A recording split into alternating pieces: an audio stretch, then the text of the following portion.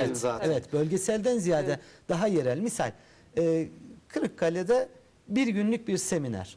İl 81 ilde böyle bir kampanya Ve yapılır özel bir daha. konu, mesela Türk diliyle ilgili bir seminer Kesinlikle olsa en önemlisi de o. herhalde daha Yani faydalı editör sıkıntısı olduğu için yerel gazetelerde yani editör istihdamı yok açıkçası. Evet. Son Bursa'daki seminerde sanırım bu konuyla ilgili bir anket de yapıldı. Orada düşüncelerinizi belirtmiştiniz. Tabii, Evet, tabii evet. ifade Değil ettim. mi? Belki Basın bundan Yayın ve sonra. Enformasyon Evet. Genel Şimdi Müdürlüğü de mesela dikkate basın alacaktır yayın muhakkak. enformasyonu genel müdürlüğünün işte öyle Kırıkkale kendi şehrimizi konuşalım oradan geldiğimize göre. İşte sabahtan 9'dan 12'ye kadar bir program yapılabilir. Gazetecinin zaten o saatlere kadar çok bir program olmuyor. Evet. Çok acil bir durumlarda zaten bir kişi falan bıraktırılır bir şekilde hallolabilir. Böyle bunlara yönelik biraz önce bahsettiğimiz resim çekme olayı, Türkçenin güzel kullanma olayı yani anlatılabilir. Çok faydalı olacağını düşünüyorum. Şimdi ben basın yayın enformasyonundaki söylenenleri duyar gibiyim. Yani söyleyeyim şimdi. Yani yapılanları da hani biraz bildiğim için. Biz zaten bölgesel yapıyoruz bu eğitim seminerlerini. Yakın olsun diye Yakın birleştiriyoruz. bölgelerden, yerlerden geliyor. Dolayısıyla hani Değil mi? üçer beşer illerden sabahları birer gün böyle hani onu da biraz gazete sahipleri, Şimdi imtiyaz ben sahipleri ayarlayacak Ben de anlıyorum. falan Sizin diyebilirler yani. meramınızı ya da basın enformasyonu meramını anlıyorum. Ama işte örneğin bizim oradan Bursa'ya gidiyorsunuz, orada 2 gün kalıyorsunuz. 2 gün kaldığınız zaman o gazetenin çıkamama durumu söz konusu Anladım. oluyor. Onu önlemeye yönelik böyle belli bir saatlerde olabilir diye Yok, mesela düşünüyorum. En Kırıkkale'de azından olabilir. Tabii, Başka ilde. Ankara'da olsa Ankara'da bile olabilir. olabilir. Yakın Kırıkkale'den yerler çünkü. gelebilirler. Ama yeniden değerlendirilecektir herhalde. Ben bir de şöyle bir konudan bahsedeyim. Yaygın gazetelerde, ulusal gazetelerde bir zamanlar şöyle bir örnek vardı. İşte gazete ismi vermemde sakınca yoktur umarım. Yoktur, rahat Daha olsun. önceki Star gazetesi yani 2 dönem önceki Star gazetesinde yaklaşık 95-2000 yıllar arasında kesinlikle hata bulamıyordum. Hata aramak üzere okuduğum zamanlar dahi Türkçe hatası bulamıyordum. Aynı dönem içerisinde ve hala bugün işte bir dönem Türkiye'de basın devi Aydın Doğan. Bu adamın 7-8 tane gazetesi vardı. Gazeteleri arasında işte Milliyet'e, Hürriyet'e, Radikal'e bakıyordunuz. Onlardaki Türkçe kalitesi, ifade kalitesi Posta Gazetesi'nde hiç bulamıyorduk. Hala öyle ve ben burada açıkçası şunu söylüyorum. Aynı kişinin bu kadar gazetesi var. Bir tanesi hem Türkçe açısından hem gazetecilik açısından süper kalite. Ama öbür taraftan bakıyorsunuz bir tanesi tamamen magazin gazetesi eyvallah yani Olsun, ama gidişatı Türkçe odur. bozuk mu olmalı? Ama Türkçe bozuk mu olmalı burada? Yani tamamen Türkçenin en basit kurallarına kadar bir bağlaç kuralı, bir ek kuralı, ayrı mı yazılır, bitişik mi yazılır bu kurallara dahi dikkat Ama edilmiyorsa o gazetedeki editoryal çalışma biraz farklı. ben başka Ama bir Türkiye'nin şeyler en çok arıyorum satan açıkçası. gazetelerinden Ben bir tanesidir. Kesinlikle en Evet. çok satan O açıdan gazetelerden bir üzücü tanesi. zaten. Hem en çok satan Hitap gazete ettiği kesim çok hem fazla. hassas değil bu konuda. Ben burada kocaman bir ünlem işareti koymak istiyorum. ama Ben hocam, de diğer gazetelere aynı açıdan bir ünlem işareti koymak istiyorum. Çünkü diğer gazetelerde biraz o yaklaşıma bakıp en azından bir orta yolu bularak halka daha fazla ulaşmaya çalışmalılar. Mutlaka. Yani alanı da çok boş bırakmayacaksınız. Mutlaka tabii ki. Ama o yani değil gazetelerin açısından de bir alıcısı konuşursak var eğer, neticede. Yani ben biraz da o gazeteyi okuyanlara da bir eleştiri getirmek lazım. Niye Yani alıyorsun? okuyorsunuz anlamında değil. Kesinlikle öyle bir şey hakkımızda değil. Ben de hakkımızda okuyorum. değil. Çok rahat okunan bir gazete yani. Gayet de Hayır, güzel. Türkçenin- Açıyorsunuz gayet Türkçenin- rahat okuyorsunuz. Evet, Yorucu Türkçenin değil. kurallarıyla Yorucu değil. kullanılmadığı noktasındayım ben. Zaten konumuzda o. Yani alıcısı var. Çok da eleştiri geldiğini Yani yerel zannetmiyorum gazeteleri de belki bu noktada hani daha fazla abone sistemi ya da alıcı sistemine özellikle Kırıkkale'de siz bunu planlamasını yapıyor musunuz? Nasıl ulaşabiliriz? Ne yapabiliriz konusunda düşünceleriniz, çalışmalarınız var mı? Bizimle paylaşır mısınız? Şimdi onu? zaten yerel gazeteler abone sistemiyle çalışıyorlar. Bir de Kırıkkale'de işte merkezde bulunan 5 tane büfede bizim gazete satma zorunluluğumuz var. İadesi de yok. Yani o gazete satılmasa bile satılmış gibi biz faturalarımızı kesiyoruz. Anladım. Böyle bir sistemi var. Oraya da küçük bir eleştiri getirmiş olalım. Yani basın ilan kurumunun bize söyledikleri ya da mecbur ettikleri. evet, bu da başka bir zorluk diyorsunuz yani. Öyle Yani mi? şöyle söyleyeyim işte falan büfede 50 tane işte pusula gazetesi satılacak. Ama satılmadı 10 tane iadesi var örneğin. Ya da 25 tane iadesi de olabilir. İade kabul etmiyorlar. O gazetenin tamamının satış gösterilmesi zorunluluğu var. Mali açıdan. Biz de onun tamamı satılmış gibi faturamızı kesiyoruz. Kesiyorsunuz. Dolayısıyla Öyle bir mali sistem. sıkıntıya düşüyoruz. Yani Peki. Az bir zamanımız kaldı. Sevgili konuklarımızla konuşacağımız birkaç konu daha var. Onların belki söyleyecekleri vardır. Biz farklı konuları konuştuk ama özellikle Kırıkkale özelinde ve yerel basın özelinde söylemek istedikleriniz varsa onları alarak başlayalım. Kırıkkale üzerinde sonunda. söylenecek sözlerimiz var. Kırıkkale'de çalışkan bir valimiz var. Daha önce size konuk oldu. etmiştik programımıza kendisine. Evet. Söz etmeden gidersek olmaz diye düşünüyorum. Peki. Dengeleri Genç. koruyalım diyorsunuz. Evet. Yani. Genç, çalışkan bir valimiz var. Gerçekten Kırıkkale için çırpınan, her türlü özveriyi gösteren valimiz. Burada onun adını anmadan edemeyiz. Aslında ben Kırıkkale'nin genel ekonomik yapısından falan da bahsetmek istiyorum. Kırıkkale MK ile var olan bir şehirdi, biliyorsunuz. Yani Kırıkkale deyince top, tüfek, silah gelir akla. Dolayısıyla şu an Kırıkkale eski durumunda değil. İşte bundan 15-20 yıl önce 10.000 üzerinde sadece işçi sayısı vardı. Şu anda 1700'lerde. Dolayısıyla Kırıkkale eski popülerliğini kaybetti.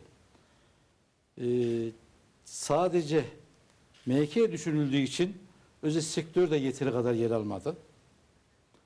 Dolayısıyla Kırıkkale ekonomik anlamda küçüldü. Çok ciddi küçülmeler oldu. Bunun en somut göstergesini de şöyle söyleyebilirim.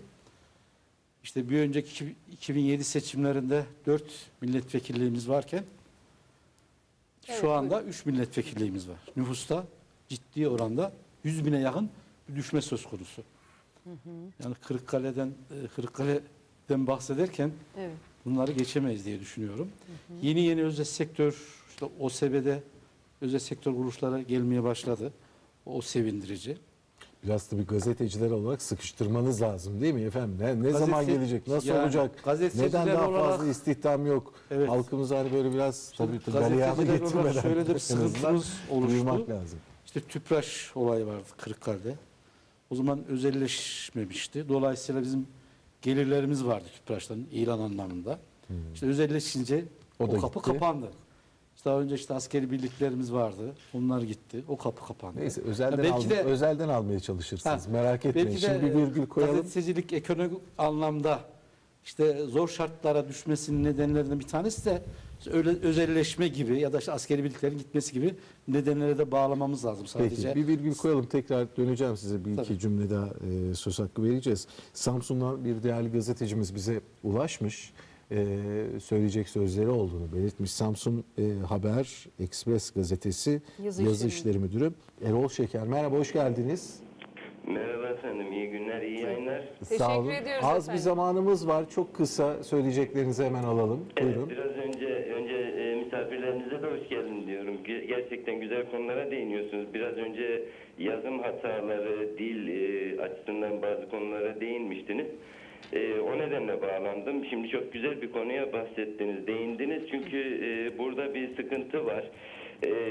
Dil hataları özellikle yerel gazetelerde fazladır, doğru. Özellikle il merkezindekiler biraz daha maddi olarak ve personel konusunda il olması nedeniyle avantajlı olduklarından dolayı onlardaki hatalar biraz daha az oluyor ama ilçelerde büyük ölçekli de olsa ilçelerde personel, özellikle yetişmiş personel sıkıntısı, maddi imkanlar ve bölgesel habercilik anlayışları işin içine girdiği zaman hatalar artıyor.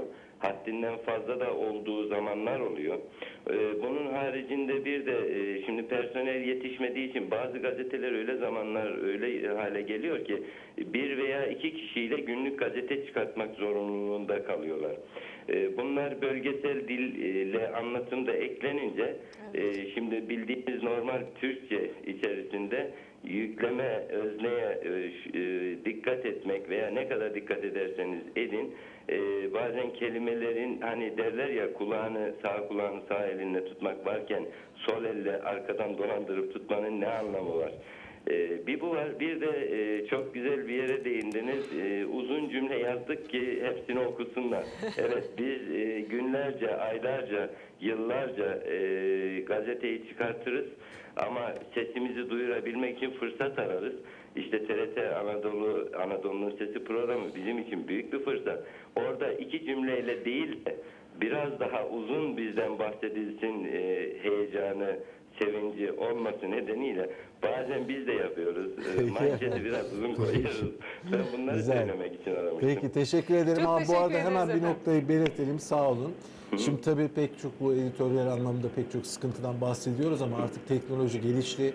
Dolayısıyla internet teknolojisi, yazılım teknolojileri anlamında da kullanılan temel ofis programlarının içerisinde düzeltmeler var efendim. Yani Türkçe'ye uyarlanmış. Yani hiçbir şey bilmiyorsak en azından oradaki düzeltmeleri kullanarak bir şeyler yapalım. Yani azıcık emek sarf edelim anlamında söylüyoruz.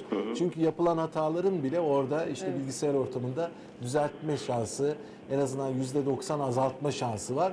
Biz de ona razıyız en azından. Onu belirtiyoruz. Çok teşekkür ederiz Ben katıldığınız teşekkür için. ediyorum. Sağ olun. İyi çalışmalar diliyoruz. Hoşçakalınız teşekkür efendim. ederim. Yani En şimdi azından bu çok zengin bir teknolojiyi biraz dilimiz var. Öyle kullanmak değil mi lazım. efendim? Yani o zengin dili de bozmamak ve ona aykırı davranmamak gerekiyor. Evet.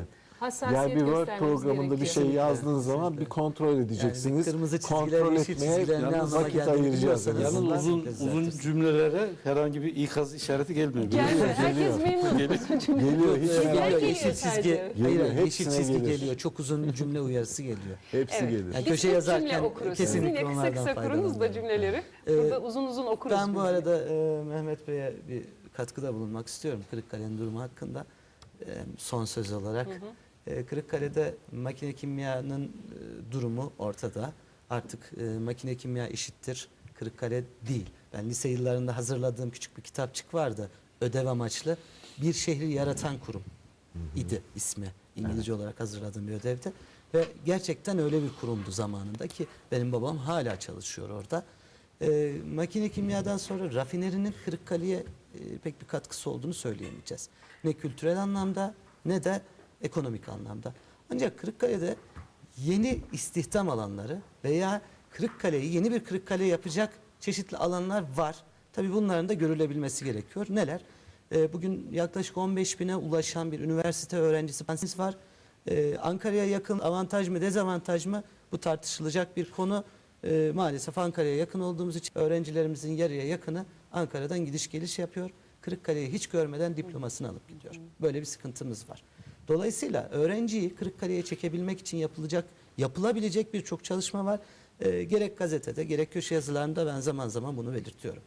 Onun haricinde Kırıkkale aslında gizli bir kültür ve sanat şehri.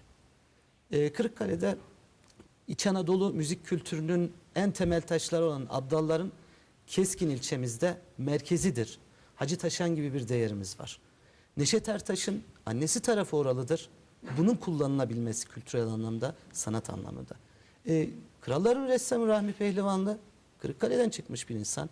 Daha dün akşam Rahmi Pehlivanlı Sanat Kulübümüz var. Oradaydım. Arkadaş tek başına çok büyük çabalar gösteriyor bunun için. Destekler istiyor. Destek ne anlamda? Çok cüzi, maddi destekler ama manevi destek deniliyor ki ben her yıl Rahmi Pehlivan'ın ölüm yıl dönümünü anma gününü düzenleyeceğim zaman bana biraz destek olsun, insanlar Duyurulsun belki, öyle mi? Türkiye'nin dört bir yanından ressamları getiriyor. Onlar bize destek olsunlar istiyor. Bizler de bu açıdan gazetemizde çok sık haberlerini yapıyoruz. Benim en büyük isteğim şu. Sayın Valimiz gerçekten çok çalışkan ve dinamik bir insan. Genç olduğu için. Açıkçası bu açıdan olaylara biraz daha bakarsa inanıyorum ki Kırıkkale'de yeni bir Kırıkkale yaratılacaktır. Bir kültür sanat şehri, bir öğrenci şehri olabilecektir. Bunun için çok fazla imkan var. Bunları bir program boyunca rahatlıkla anlatabiliriz. Ya da işte Sayın Valimizin düzenleyeceği çeşitli programlarda bunlar hakkında dilimizin döndüğünce tavsiyelerimizi acizane rahatlıkla verebiliriz. Evet, peki efendim. Son sözlerinizi alalım. Birkaç cümle. Şimdi aslında sözün başında söylenir işte basın yayın enformasyon genel müdürlüğüne, TRT genel müdürlüğüne, sizlere teşekkür sözüyle biz onun sonuna sakladık. Gerçekten Türkiye'deki işte yerel basının sorunlarını gündeme taşıyan böyle bir kanal, özel bir kanal kurulması bizleri gerçekten çok sevindirdi. Bu bağlamda basın yayın enformasyon genel müdürlüğüne, TRT genel müdürlüğüne ve sizlere çok teşekkür ediyorum. Yayınınızın daha da başarılı olmasını diliyorum ve Sağ olun teşekkür efendim. ediyorum. Biz Teşekkür teşekkür ediyoruz ederiz. efendim. Bizler sunucular ve ekip olarak sadece elçiyiz ama ilk baştaki teşekkürlerinizi kabul ediyoruz. Değerli kurumlarımız adına. Size de çok teşekkür ediyoruz Bizler de çok katılımınız için. teşekkür İşlerinizde kolaylıklar Çok